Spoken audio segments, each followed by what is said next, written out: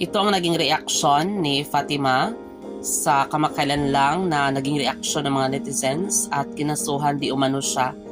Today, I feel the need to share this story. My wish that tomorrow, no woman has to live it. Defending your dignity should never become a reason to be afraid. Yan ang naging sinabi niya sa kaniyang post.